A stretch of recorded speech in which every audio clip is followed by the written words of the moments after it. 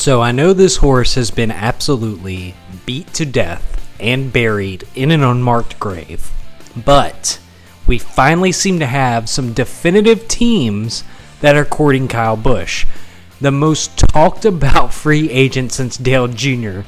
And I mean, this has turned silly season on its head with endless rumors and up and down speculation on his potential return to JGR, which at this point seems incredibly unlikely, and even Corey LaJoie is going out and saying that it's not happening. Him and JGR are done.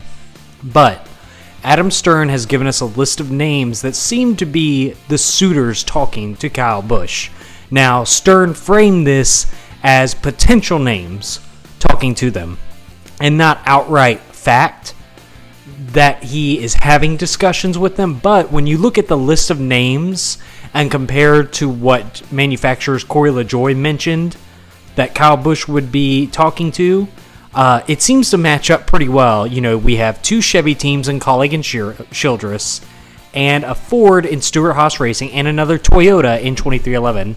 So to me, while this wasn't Adam Stern breaking some insider information, I still think that, you know, you look at it, I think his list and those names specifically, I think that those are more than just, you know, speculation on his part. So let's take a look at these potential teams and see how they fit. Starting off with Kaulig Racing, which has been rumored to be downsizing their Xfinity program, and if they have to free up some money to sign Kyle Busch, that would make sense. Busch in a Kaulig car would probably, to me, equal a playoff berth. I think that Justin Haley hasn't really been able to fully show off what that equipment is capable of, and we've seen Gregson and Allmendinger have some solid runs in that 16 car, which is the car I would assume he's in a discussion for. That, at least to me, tells me that it has speed.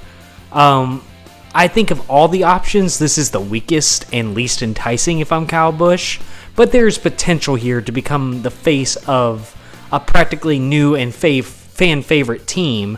Whether or not a prime Kyle Busch wants to build a team from the ground floor is really the main question. Now, RCR is a really interesting idea, because you have Tyler Reddick, who is leaving at the end of 2023, and Austin Hill, who looks poised to jump into Cup by at least 2024. Now, if you're Richard Childress Racing, you don't base a decision on Busch around whether you'll have a ride for Austin Hill or not, but I just wanted to bring him up to keep him in the back of your mind, because it begs the question of if RCR is going to attempt to acquire a third charter or not, because they could buy out the rest of Reddick's contract and put Busch in the 8 next year. I really don't see why, if you're Richard Childress, you'd want to do that whenever Reddick is competing for a championship this year and will likely do so next year as well. So I personally assume RCR would attempt to purchase a third charter for Busch and then maybe move Austin Hill up after 2023. But, you know, that's... who knows really what their plan is. The whole situation seems weird for a team like RCR, because currently I don't see them in the position to be able to spend $20 million on a new charter, which that's what's rumored to be the cost of one right now. You know, maybe they will just wipe their hands of Reddick and let him figure out his own plans in 2023 and buy out that contract.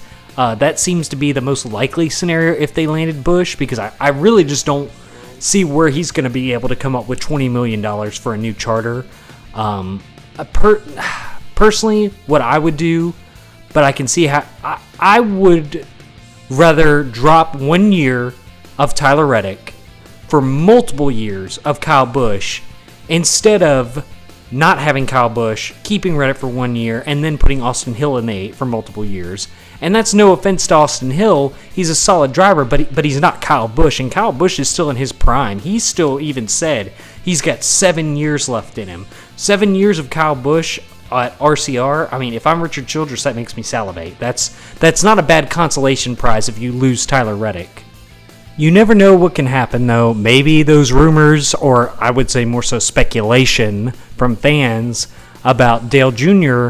possibly buying into Childress. Maybe Dale Jr. will put up the $20 million for a charter and buy into Richard Childress, like many fans speculated when the Reddick news first dropped. To me, that's a pipe dream, and I wouldn't hold my breath over it, but I thought I'd just throw that little nugget in there.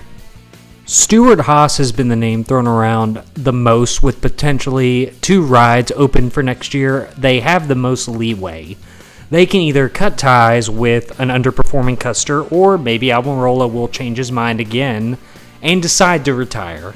I think that, Ford as a whole is not as strong as some amazing driving by Kevin Harvick, Ryan Blaney, and Joey Logano make them seem.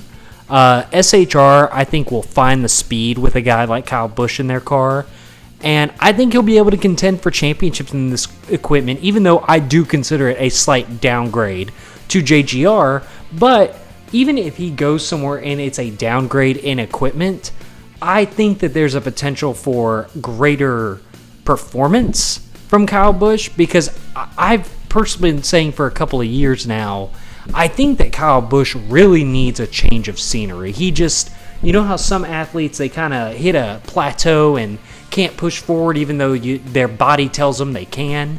And they need a change of scenery to get that next step to keep moving in their career.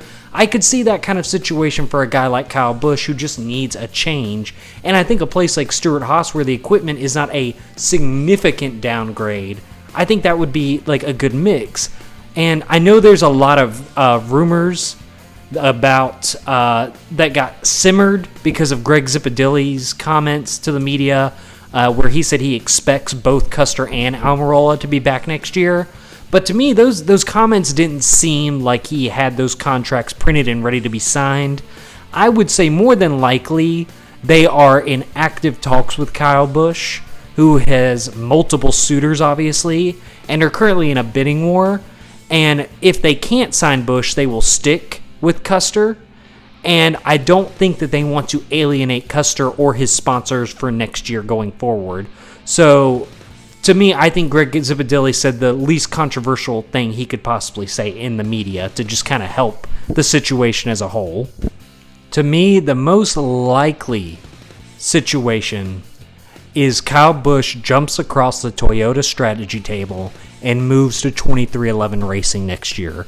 It makes the most sense to me. Denny Hamlin has been adamant he wants to get another charter, and even if he can't find a third charter, there is the unfortunate potential that Kurt Busch retires at the end of the year due to the injuries, and that 45 car gets opened up a year earlier than expected. They could put the younger Busch in that car, either on a 1-year deal or be able to now take their time, sign Kyle Busch to a multiple years, and find another charter in 2024 for Tyler Reddick.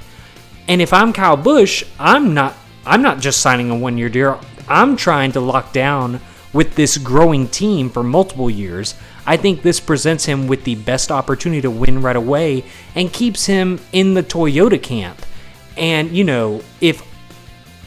if Kurt Busch doesn't retire, Toyota would probably still be willing to put up the $20 million that's apparently needed to grab a third charter for the team, because I think people really underestimate just how important Kyle Busch and his race team, Kyle Busch Motorsports, is to Toyota as a whole in NASCAR.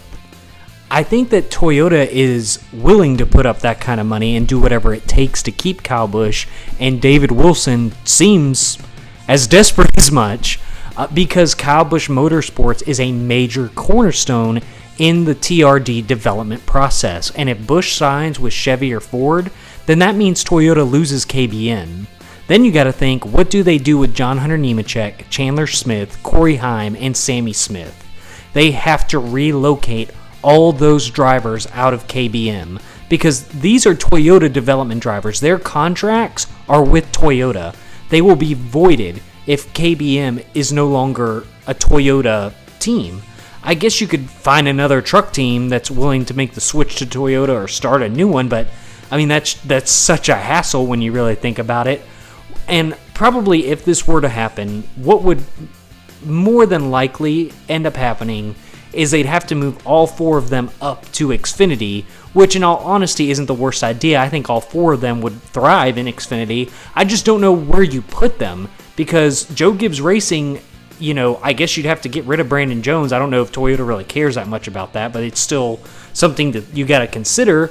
Ty Gibbs will be moving up, so you could have at least 4 teams on JGR if you got that kind of money and sponsorship. I don't even know. I haven't even factored that into this equation yet. But, yeah, maybe you could loan one of them out to a Toyota affiliate like Sam Hunt Racing, but you still... You understand how Busch leaving Toyota causes a massive logjam in their development pipeline. They would essentially have to rebuild half their pipeline and then make adjustments to all their current contract sponsors and plans.